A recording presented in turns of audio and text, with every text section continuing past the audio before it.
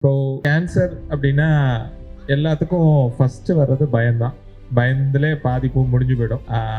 அப்புறம் தான் ட்ரீட்மெண்ட் பற்றின பயம் அது எல்லாமே இருக்குது. சரி, இதில் வந்து சில விஷயங்கள் வந்து நம்ம முக்கியமாக புரிஞ்சுக்கணும். எல்லாத்துக்கும் வர கேள்வி என்னன்னா, கேன்சர் ஏன் வருது, அதுவும் முக்கியமாக எனக்கு ஏன் வருதுங்கிற கொஸ்டின் தான் பெரிய லெவலில் இருக்குது. என் குடும்பத்தில் யாருக்குமே இருந்தது இல்லையே, எங்கள் தாத்தாக்கு இருந்தது இல்லையே, எங்கள் தாத்தாலாம் 100 வயசு வரைக்கும் இருந்தாரு, எங்கள் பாட்டி 90 வயசு வரைக்கும் இருந்தாங்களே, எங்களுக்கு ஏன் கேன்சர், எங்கள் குடும்பத்தில் ஏன் கேன்சர் வந்திருக்கு, இப்படிங்கிறது தான் ஒரு முக்கியமான கேள்வியாக இருக்குது. இப்போ பரம்பரையில் வர கேன்சர் அப்படின்னு எடுத்து பார்த்தீங்க அப்படின்னா ஒரு 5-10% தான் மேக்சிமம், அவ்வளோதான். மிச்சம் இருக்கிற 90% கேன்சருக்கு பரம்பரை வந்து காரணம் கிடையாது. பொதுவாக நம்ம நாட்டில் வந்து கேன்சர் வந்து பாதிக்கப்படுறவங்க வந்து ரொம்ப ரொம்ப கம்மி.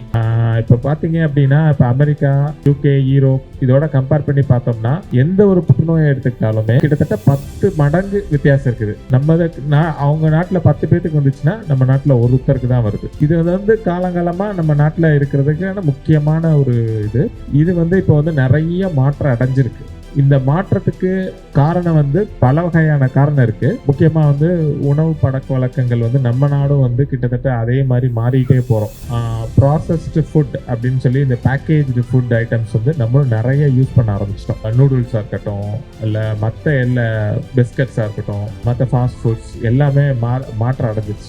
இந்த மாதிரி பேக்கிங் பண்ணும்போது ப்ரிசர்வேட்டிவ்ஸ் அந்த மாதிரி நிறைய ஆட் பண்ண வேண்டியிருக்குது.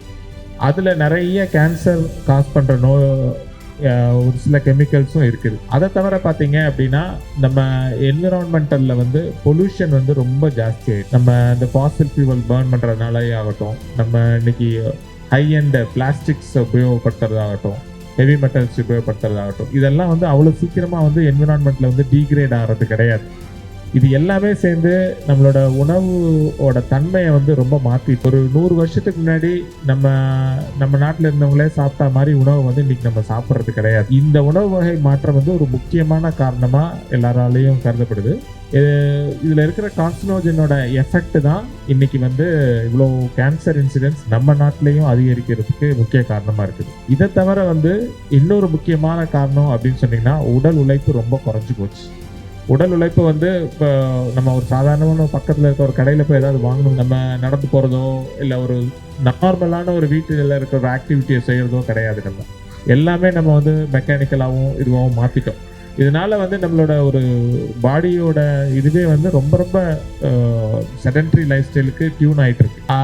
அதை தவிர வந்து உடல் பருமன், ஒபிசிட்டியும் ரொம்ப கூடிக்கிட்டே வருது. இன்னைக்கு பார்த்தீங்க அப்படின்னா ஒரு 1950 எடுத்த ஒரு ஃபோட்டோவையும் இப்போ இருக்கிற ஃபோட்டோவையும் ஒரு காமன் பப்ளிக் பார்த்தீங்கன்னா, அந்த காலத்தில் குண்டா இருக்கிறவங்க யாரோ 1-2 பேர் தான் இருப்பாங்க. இன்னைக்கு பார்த்தீங்கன்னா கிட்டத்தட்ட மோர் தென் 50% ஆஃப் பீப்புள் வந்து அட்லீஸ்ட் மாடரேட்லி ஒபீஸாக தான் இருக்காங்க. அந்த அளவுக்கு வந்து உடல் பருமன் வந்து நம்ம நாட்டில் வந்து ஜாஸ்தி ஆயிடுச்சு. இதெல்லாம் தான் முக்கியமான காரணமே தவிர பரம்பரையினால தான் அந்த நோய் வருதுங்கிறது முக்கியமான காரணமே கிடையாது. இதனால நம்மளோட நாட்டில் வந்து சில முக்கியமான மாற்றங்கள் ஏற்பட்டிருக்கு. ஒன்று வந்து கேன்சரோட இன்சிடென்ஸ் வந்து ஜாஸ்தி ஆகிட்டே போகுது. இன்னொன்று வந்து இளமையிலே கேன்சர் வர்றது. அதாவது வெஸ்டர்ன் கண்ட்ரிஸோட கம்பேர் பண்ணும்போது வெஸ்டர்ன் கண்ட்ரீஸில் வந்து உணவு பழக்க வழக்கங்கள் நிறைய மாறினா கூட அவங்க வந்து இன்னும் உடல் உழைப்புக்கும் எக்ஸசைஸ்க்கும் இன்னும் கொஞ்சம் நிறைய முக்கியத்துவம் கொடுக்குறாங்க. அவங்க சின்ன வயசுலேயே வந்து ரொம்ப விகரஸாக விளையாடுறதும், ஈவன் வயசானவங்க வந்து ரொட்டீனாக ஜாகிங் போகிறது, ரன்னிங் போகிறது, ஜிம் போகிறது அப்படின்ற ஒரு லைஃப் ஸ்டைலை அவங்க டியூன் பண்ணியிருக்காங்க. இது ஒரு முக்கியமான காரணம். அவங்களோட ஒபிசிட்டி நம்மளை விட நமக்கு இணையாக இருந்தாலும் ஒரு கன்சிடரபிள் போர்ஷன் ஆஃப் யங்ஸ்டர்ஸ் சிறு வயதில் அந்த அளவுக்கு வந்து யாரும் வந்து ஒபிஸாக இருக்கிறது இல்லை நம்ம கண்ட்ரி மாதிரி. இந்த மாதிரி பல காரணங்கள், ஒரு காரணம்னு குறிப்பிட்டு சொல்ல முடியாது, பல காரணங்கள்னால நம்ம நாட்டை பொறுத்த வரைக்கும் யங்ஸ்டர்ஸ் வந்து கேன்சரால் பாதிக்கப்படுறது வந்து ஜாஸ்தி ஆகுது. எந்த அளவுக்கு அப்படின்னா average age of cancer affected persons in வெஸ்ட்டில் பார்த்தீங்கன்னா ஒரு 45 வயசு இருந்ததுன்னா நம்ம வந்து ஒரு டிகேட் ஏர்லியர் 35 இயர்ஸ்லேயே வந்து நமக்கு வந்து நிறைய கேன்சர் இன்சிடென்ட்ஸ் வருது. இது வந்து நம்ம நாட்டில் ரொம்ப அலார்மிங்கான விஷயம்தான். இதை மாற்ற முடியுமா அப்படின்னா முடியும், ஆனால் ஓரளவுக்கு தான் முடியும். ஏன்னா இது வந்து ஒரு தனிப்பட்ட மனிதனால் அவனை பாதிக்கிற கேன்சரை கண்ட்ரோல் பண்ணுறதுங்கிறது வந்து ஓரளவுக்கு தான். உணவு பழக்க வழக்கங்களை கண்டிப்பாக ஹெல்த்தியாக மாற்றிக்கலாம். அதில் முக்கியமாக நம்ம கடைபிடிக்க வேண்டியது என்னென்னா ப்ராசஸ்டு ஃபுட்ஸ். எதெல்லாம் பேக்கெட்டட் ஃபுட் வருதோ அதெல்லாமே நல்லதில்லை, அவ்வளோதான். சிம்பிளாக சொல்லணும்னா ஒரு ஃப்ரெஷ்ஷாக குக் பண்ணி அதை சாப்பிட்றது வந்து என்றைக்குமே நல்லது. அதே மாதிரி ஃப்ரெஷ் ஃப்ரூட்ஸ், காய்கறிகள் இதெல்லாம் அதிகப்படுத்திக்கிறது என்றைக்குமே நல்லது. இதை தவிர வந்து நம்ம எக்ஸசைஸ் ஓரளவுக்கு நம்மளை ஆக்டிவாக வச்சுக்கலாம், நல்லாவே வச்சுக்கலாம். யங்ஸ்டர்ஸ் வந்து நல்லாவே வச்சுக்கலாம். ஜிம் போகிறது, ஆக்டிவாக ரன்னிங் போகிறது, ஜாகிங் போகிறது, இல்லை ஒரு ஸ்போர்ட்ஸ் பண்ணுறது எல்லாமே பண்ணலாம். பட் அது அது ஒரு பழக்கமாகவே ஒரு கம்யூனிட்டியில் ஒரு ட்ரெண்டாகவே அது மாறணும். அப்படி மாறினா மட்டும்தான் அது வந்து இந்த ஒபிசிட்டி வந்து குறையும். இது மாதிரி ஒரு சில ஆக்டிவிட்டீஸ்னால நமக்கு வர கேன்சரோட இன்சிடென்ட்ஸ் வந்து நம்மளால குறைக்க முடியும். ஆனால் முழுமையாக தடுக்க முடியும்னா அதுக்கு வந்து இன்னும் பெரிய கம்பைன்டு ஆக்டிவிட்டி தேவை இருக்கும். பொல்யூஷனை குறைக்கணும், அப்புறம் சின்ன சின்ன கெமிக்கல்ஸ் எங்கெங்கே போகுதுன்னு பார்த்து என்விரான்மெண்ட்டை வந்து சுத்தப்படுத்தணும். ஏன்னா அந்த கெமிக்கல்ஸ்லாம் இப்போ வந்து நம்ம ஃபுட் சைக்கிள்லே கலந்துருச்சு. நீங்கள் நினச்சாலும் நினைக்கலனாலும் அன்லெஸ் நீங்கள் போய் அதை தனியாக பிரித்து எடுக்கலனா ஒழிய அது தானாகவே தண்ணியில் கலந்து உணவில் கலந்து சாப்பாட்டில் வந்துடும். அந்தளவுக்கு வந்து ரொம்ப பொல்யூஷன் வந்து ரொம்ப ஜாஸ்தி ஆயிடுச்சு. அப்புறம் கிளைமேட் சேஞ்செல்லாம் நீங்கள் பார்த்துட்டு தான் இருக்கீங்க. இது மாதிரி பல காரணங்களை வந்து நம்ம கம்யூனிட்டியாக சேர்ந்து தான் இதை நம்ம தடுக்க முடியும். கம்யூனிட்டினா அந்தந்த இடத்துல நம்ம முடிவு எடுத்துக்கலாம். இப்போ இங்கே இந்த லொக்காலிட்டியில் வாழ்கிறவங்க இந்த சுற்றுப்புறத்தை சுத்தப்படுத்திக்கலாம். அப்புறம் அடுத்த லெவல், பெரிய லெவலில் இருந்தால் இந்த டாக்ஸிக் கெமிக்கல்ஸ் எல்லாம் நம்ம என்விரான்மெண்ட்டை பொல்யூட் பண்ணாமல் எப்படி தடுக்கிறதுங்கிறத பற்றி யோசிக்கலாம். கண்ட்ரி லெவல்லையும் பெரிய லெவலில் இதில் ஆராய்ச்சியும் கமிட்மெண்ட்டும் எல்லா கண்ட்ரிலையும் போட்டுட்டு தான் இருக்காங்க. இதெல்லாம் வந்து டைம் எடுக்க போகுது. அதுக்கு முன்னாடி நமக்கு கேன்சர் வரதை தடுக்க தான் முடியாது, அதை அட்லீஸ்ட் ஏர்லியராக கண்டுபிடிக்கவாது முடியுமானா அதுக்கு பல வழிமுறைகள் இருக்குது. இன்றைக்கி அதில் முக்கியமானது வந்து நம்ம கண்ட்ரியில் இன்றைக்கி வந்து எது டாப் மோஸ்ட் கேன்சர் அப்படின்னு பார்த்தீங்கன்னா, ஒரு 30 வருஷத்துக்கு முன்னாடி கர்ப்பப்பை வாய் புற்றுநோய், சர்வைக்கல் கேன்சர் தான் டாப் மோஸ்ட்ல இருந்துச்சு. அதுக்கு முக்கியமான காரணம் வந்து ஹியூமன் பேப்பிலோமா வைரஸ்ன்னு சொல்ற ஒரு வைரஸ் வந்து தாக்குறது தான் முக்கிய காரணமாக இருந்தது. அந்த வைரஸ்க்கு இப்போ ஒரு வேக்சின் கூட இருக்குது. அதை தவிர வந்து நல்ல சுத்தமான ஹைஜீனிக் என்விரான்மெண்ட் இருந்ததுன்னா அது பாதிக்கிற இது வந்து கண்டிப்பாக குறையுது. இது இந்த லாஸ்ட் 30 இயர்ஸில் நம்ம கண்ட்ரியில் நிச்சயமாக ஹைஜீன் வந்து இம்ப்ரூவ் ஆயிருக்கு. எஸ்பெஷலி ரூரல் ஏரியாவில் நல்ல சுத்தமான குடி தண்ணீர் எல்லாமே அவைலபிளாக இருக்குது. இதனால் வந்து cancer incidents of cervical cancer வந்து நல்ல கன்சிடரபிளாக பாதி குறைஞ்சிக்கிட்டே வருது. இன்ஃபேக்ட் வந்து அர்பன் பாப்புலேஷன் ஒரு சில இடங்களில் வந்து அது 3rd பொசிஷனுக்கு போயிடுச்சு, ஃபர்ஸ்ட் பொசிஷன்லேருந்து. இன்னைக்கு நம்ம கண்ட்ரியில் ஃபர்ஸ்ட் பொசிஷனில் இருக்கிறது என்னன்னு பார்த்தீங்க அப்படின்னா, பெண்களை பொறுத்த வரைக்கும் மார்பக புற்றுநோய் தான்.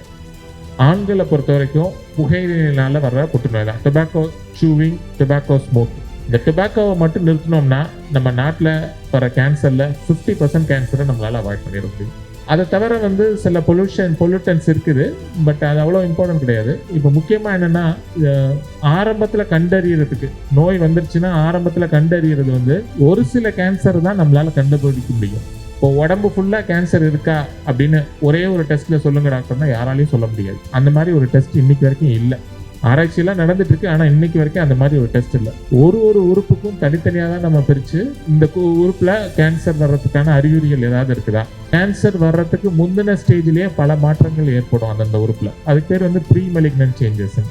அந்த மாதிரி சேஞ்சஸ் ஏதாவது நடந்துட்டு இருக்கா, இன்னும் ஒரு 2 வருஷத்துல உங்களுக்கு கேன்சர் வரதுக்கு வாய்ப்பு இருக்கா, அந்த மாதிரி பல விஷயங்களை இன்னைக்கு இருக்கிற இன்வெஸ்டிகேஷன் மூலமா கண்டுபிடிக்க முடியும். அதுல முக்கியமான ஒரு சில விஷயங்கள் என்ன அப்படின்னா, இந்த மார்பக புற்றுநோயை கண்டுபிடிக்கிறதுக்கு வந்து மேமோகிராம் வந்து ரொம்ப ரொம்ப சிம்பிளான டெஸ்ட். அது வந்து ப்ரீ மெலிக்னன்ட் லீஷன்ஸ், அதாவது கேன்சருக்கு முந்தின ஸ்டேஜையும் சரி, கேன்சர் வந்தா கூட ரொம்ப ரொம்ப ஆரம்பகட்ட ஸ்டேஜ், அதாவது எந்த விதமான சிம்டம்ஸுமே இல்லாம உங்களால் ஒரு சின்ன லம்பை உணரக்கூட முடியாத லெவல்லே வந்து அது கண்டுபிடிச்சிட முடியும் மேமோகிராமால். அது ரொம்ப எளிமையான டெஸ்ட்டு, ஒரு 10 நிமிஷம் தான் ஆகும் அது பண்ணிக்கிறதுக்கு. முன்னையாவது மேமோகிராம் மெஷின்ஸ் எல்லா இடத்துலையும் அவைலபிள் இல்லைன்னு சொல்லலாம். இப்போ எல்லா இடத்துலையும் சின்ன சின்ன கிராமத்தில் கூட மேமோகிராம் மெஷின்ஸ் இருக்குது, அல்ட்ராசவுண்ட் மெஷின்ஸ் இருக்குது. இது மூலமாக வந்து ரொம்ப எளிமையாக இதை வந்து ஆரம்ப ஸ்டேஜில் கண்டுபிடிக்கலாம். ஆரம்ப ஸ்டேஜில் கண்டுபிடிக்கிறதுக்கும் அட்வான்ஸ்டு ஸ்டேஜில் கண்டுபிடிக்கிறதுக்கும் வித்தியாசம் என்ன அப்படின்னா, ஸ்டேஜ் 1ல கண்டுபிடிச்சிங்கன்னா கிட்டத்தட்ட 90 to 95% க்யூர் பண்ணிடலாம். அதே இது ஸ்டேஜ் 3க்கு போச்சுன்னா 60% தான் க்யூர் பண்ண முடியும். ஸ்டேஜ் 4க்கு போச்சுன்னா லெஸ் தென் 10% தான் குணப்படுத்த முடியும். அவ்வளோ ஹியூஜ் டிஃப்ரென்ஸ் இருக்குது 90க்கும் 10க்கும். இது ஸ்டேஜ் 1லேருந்து ஸ்டேஜ் 4க்கு போகிறதுக்கு மோஸ்ட் ஆஃப் த கேன்சர் வந்து எடுத்துக்கிறது வந்து 6லேருந்து 9 மாதம் வரைக்கும் தான். அதுக்குள்ளே அது வந்து ரேப்பிடாக ப்ரோக்ரஸ் ஆகிடுது எல்லா கேன்சருமே. அதனால் இதை வந்து ஒரு 10 நிமிஷம் டெஸ்ட் மூலமாக இதை ஆரம்பத்திலே கண்டுபிடிச்சு ஸ்டேஜ் 1லேயே அந்த கேன்சரை கண்டுபிடிச்சு அதை க்யூர் பண்ணுறதுங்கிறது வந்து ரொம்ப ரொம்ப சுலபமான விஷயம். ரெண்டாவது ஸ்டேஜ் 1ல் கண்டுபிடிக்கும் போது கேன்சரோட ட்ரீட்மெண்ட்டோட ரொம்ப அக்ரெசிவ் தன்மையும் ரொம்ப குறையுது. எல்லாருக்கும் தெரியும் கேன்சர் ட்ரீட்மெண்ட் எவ்வளோ அக்ரெசிவ்னு.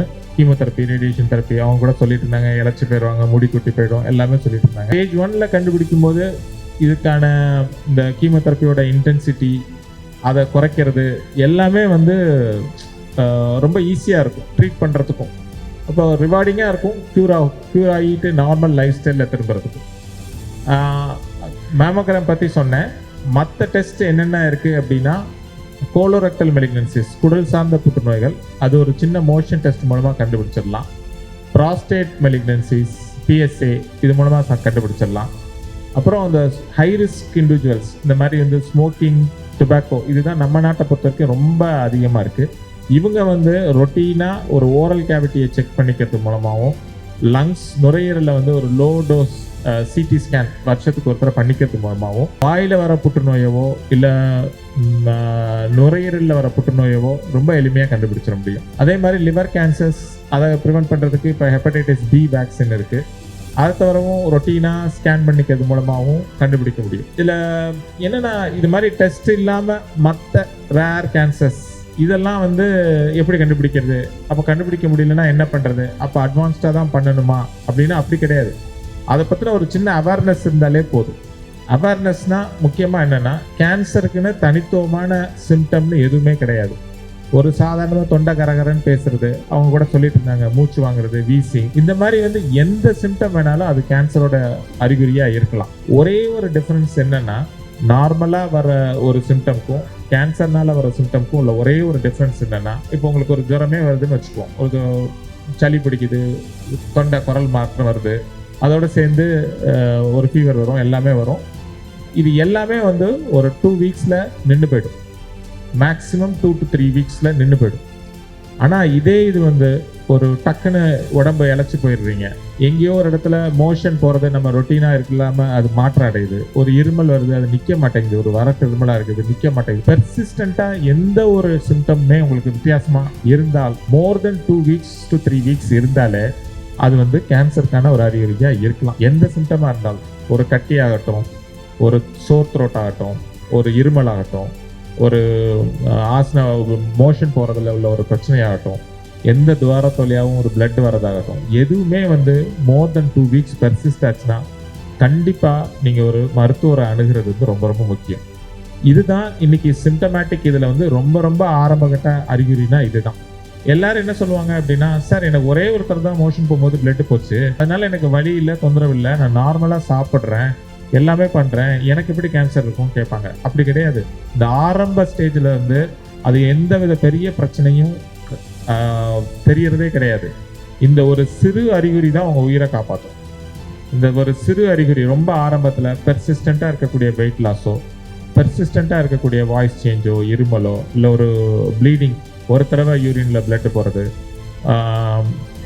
போஸ்ட் மெனபாசல் பீரியட்ஸ் நின்று போன பிறகு ஒரே ஒரு தடவை பீரியட்ஸ் வர்றது, இல்லை மோஷன் போகும்போது ஒரு தடவையோ 2 தடவையோ பிளட் வர்றது, எந்த வழியும் இருக்கணும், பெரிய உங்களோட டே டு டே லைஃப்பில் மாற்றம் ஏற்படணும்னு அவசியம் இல்லை. பட் அது பெர்சிஸ்டண்ட்டாக இருந்ததுன்னா அது கேன்சராக இருக்கிறதுக்கான வாய்ப்புகள் ரொம்ப அதிகம். கேன்சர் தான் கிடையாது, கேன்சராக இருக்கிறதுக்கான வாய்ப்புகள் அதிகம். அதை பரிசோதிச்சுக்கிறதுனால என்ன அட்வான்டேஜ்னா, முழுமையாக கேன்சர்லேருந்து குணமடைகிறதுக்கு வாய்ப்புகள் வந்து அதிகம். இன்னைக்கு கேன்சர் அப்படின்னா உடனே டெத்துன்னு தான் நினச்சிக்கிறீங்க, ஆனால் இன்னைக்கு அப்படி கிடையாது. பல மற்ற வியாதிகள் வந்து டெத் ரேட்ஸ் வந்து ரொம்ப அதிகமாக இருக்குது. இப்போ ரீனல் ஃபெயிலியர் எடுத்துக்கிட்டீங்க அப்படின்னா, எவ்வளவோ ரீனல் ஃபெயிலியர் வந்து பாப்புலேஷனில் வந்து ஜாஸ்தி ஆயிடுச்சு. டயாலிசிஸ் யூனிட் ஊருக்கு தெரு திறந்து வச்சுருக்காங்க. இந்த டயாலிசிஸ் பண்ணுற பேஷண்ட்ஸ்லாம் இவரோட லைஃப் எக்ஸ்பெக்டன்சி பார்த்தீங்கன்னா, ஆரம்ப ஸ்டேஜில் கேன்சர் அண்ட் ட்ரீட்மெண்ட் அண்டர்கோ பண்ணுறவங்களோட லைஃப் எக்ஸ்பெக்டன்சியோட ரொம்ப ரொம்ப கம்மி. அது மட்டும் கிடையாது, இந்த டிசீஸ்லாம் வந்து அவங்களோட குவாலிட்டி ஆஃப் லைஃப் வந்து ரொம்ப பாதிக்குது. அவங்களோட ஒரு நார்மல் லைஃப் ஸ்டைலுக்கு திரும்பி வரவே முடியாது. பட் கேன்சர் அப்படி கிடையாது. ஒரு ப்ராப்பரான ட்ரீட்மெண்ட் ஆரம்ப ஸ்டேஜில் எடுத்துட்டு குணமானீங்க அப்படின்னா திரும்பி நார்மல் லைஃப் ஸ்டைலுக்கு வர்றது கண்டிப்பாக பாசிட்டிவ். அதனால் இந்த கேன்சர் பற்றின அந்த பயம் போச்சுனாலே இந்த ஆரம்ப அறிகுறியிலே வந்து கண்டிப்பாக வந்து பார்த்துருவாங்க. யாரும் இப்போ வந்து ஒரு பிளட் சுகரை போய் 40 வயசுல செக் பண்ணிக்கிறதுக்கு யாரும் பயப்படுறதே கிடையாது. எல்லாரும் போய் செக் பண்ணிக்கிறாங்க. சுகர் வந்துருச்சுன்னா அது ஒரு ஸ்டேட்டஸ் சிம்பிள் மாதிரியே கூட ஆயிடுச்சு. எல்லாரும் சுகருக்கான ட்ரீட்மெண்ட் எடுத்துக்கிறாங்க. யாருமே பயப்படுறது கிடையாது. ஆனால் அதே இது கேன்சருக்காக ஒரு பேப்ஸ்மியர் பண்ணிக்கோங்க, ஒரு மேமோகிராம் பண்ணிக்கோங்கன்னா எல்லாத்துக்கும் அந்த பயம் வந்து இன்னும் உள்ள வந்து ஆழமாக இருக்குது.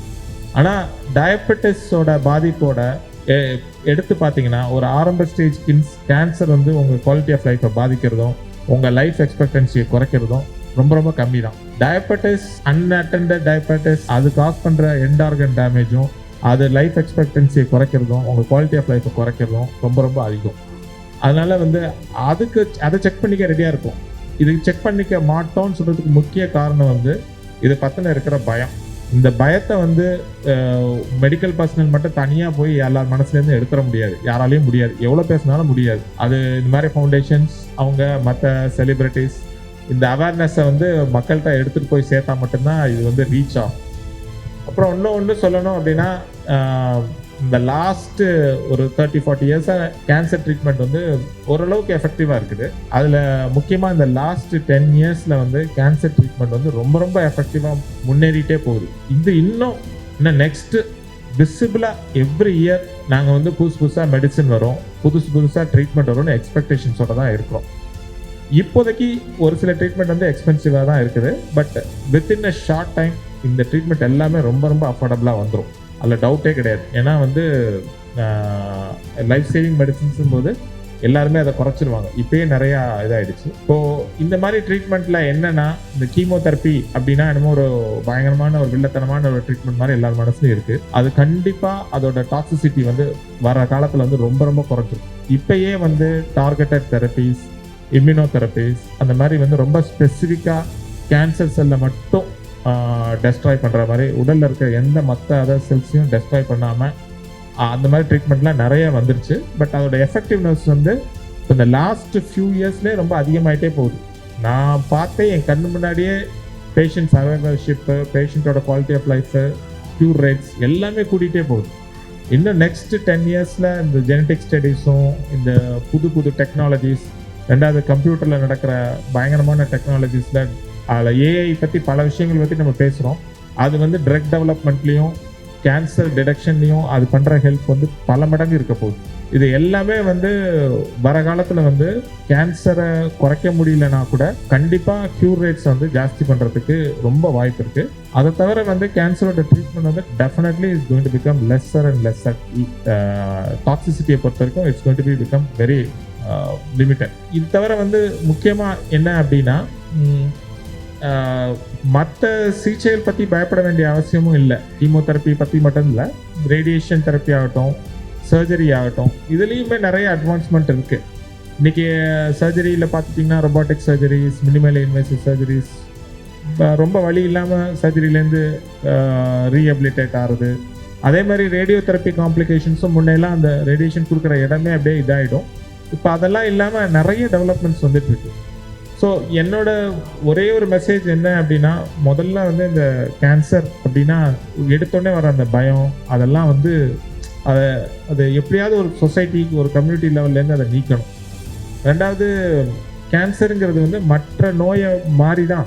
இப்போ எப்படி ஒரு chronic disease, diabetes, hyper tension இதெல்லாம் நம்ம உடம்புலேருந்து நீக்க முடியலன்னா கூட அதை கண்ட்ரோலில் வச்சுருக்க முடியுதோ, அது மாதிரி கேன்சரை வந்து கண்டிப்பாக கண்ட்ரோலில் வச்சுருக்க முடியும்.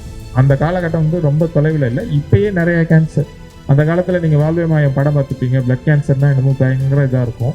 இன்றைக்கி வந்து அப்படியே மாறி போச்சு. பிளட் கேன்சர் வந்து கம்ப்ளீட்லி க்யூரபிள் மாதிரி வந்துருச்சு. இது மாதிரி எல்லா கேன்சருக்கும் வந்துடும். அப்படி க்யூர் பண்ண முடியலன்னா கூட உங்களோட லைஃப் எக்ஸ்பெக்டன்சி அவுட் ஆஃப் மற்ற chronic diseases, chronic kidney disease, heart disease, lung interstitial disease, இது எல்லாத்தையும் விட கேன்சரோட லைஃப் எக்ஸ்பெக்டன்சி வந்து ரொம்ப அதிகமாக இருக்கும். இந்த அவேர்னஸ் வந்து முக்கியமாக எடுத்து போக முடிஞ்சுது அப்படின்னா அதுவே ஒரு பெரிய வெற்றியாகும். தேங்க்யூ.